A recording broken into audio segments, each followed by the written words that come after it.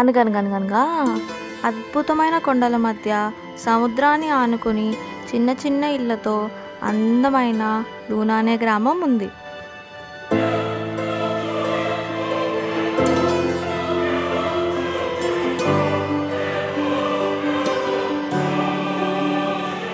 అక్కడ బెల్లా అనే అమ్మాయి ఉండేది. ఒకరోజు బెల్లా తన తల్లిదండ్రులతో బీచ్కు వెళ్ళింది. బీచ్ను చూడగానే బెల్లా ఆనందానికి అవధుల్లేవు. బెల్లా బీచ్ దగ్గర ఆడుతుండగా ఒడ్డున వలలో ఒక జలకన్య చిక్కుకుంది.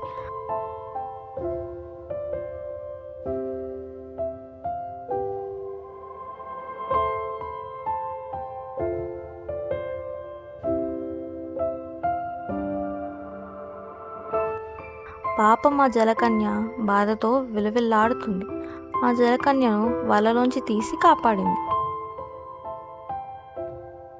ఆ జలకన్య తన పేరు మెరీనా అని చెప్పింది.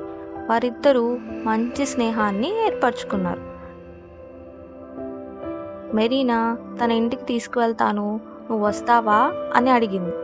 దానికి బెల్లా సరే వస్తాను అని చెప్పింది.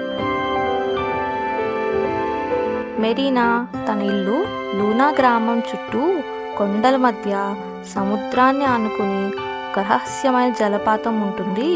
ఆ జలపాతం నీటి అడుగున ఒక రాజ్యం ఉంది. అదే తన తల్లిదండ్రులు ఉండే ప్రదేశం అని మెరీనా బెల్లాకు చెప్పింది. వారిద్దరూ జలపాతం నుంచి రాజ్యానికి వెళ్లే దారిలో రంగురంగుల చేపలు, అందమైన మత్స్యకన్యలు, అబ్బో చాలా అద్భుతంగా ఉంది అనుకుంటూ వెళ్తున్నారు. బెల్లా మెరీనా ఇద్దరు కలిసి రాజ్యం దగ్గరికి చేరుకున్నారు. బెల్లాను చాలా ప్రేమతో మెరీనా కుటుంబం ఆహ్వానించింది. మెరీనాను మహారాజు చేతుల్లోకి తీసుకోగానే యువరాణిలాగా మారిపోయింది.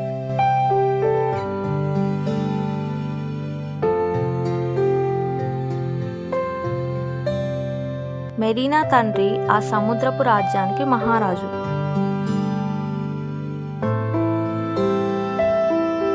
మెరీనాను కాపాడినందుకు సంతోషించి ఆయన తన మాయాదండం నుంచి ఒక ముత్యం తీసి బెల్లా మెడలో అలంకరించారు. అప్పుడు మెరీనా తండ్రి బెల్లాతో ఇలా అన్నారు, ఈ ముత్యం వల్ల నువ్వు ఎంతసేపైనా నీటిలో ఈతగలవు, ఎంతసేపైనా ఉండగలవు అని చెప్పారు. దానికి బెల్లా చాలా ఆశ్చర్యపోయింది. బెల్లా మెరీనా తండ్రికి కృతజ్ఞతలు చెప్పింది. బెల్లా కళ్ళు వెంటనే నీలంగా మారి తను కూడా యువరాణిలాగా కనిపించింది.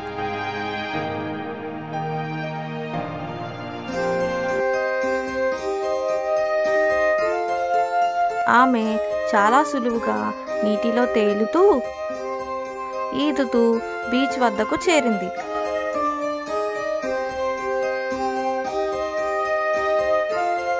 అక్కడి నుంచి ఇంటికి తిరిగి వెళ్ళింది. బెల్లా అప్పుడప్పుడు ఆ బీచ్ దగ్గరికి వెళ్ళి మెరీనాతో కలిసి ఆడుకునేది.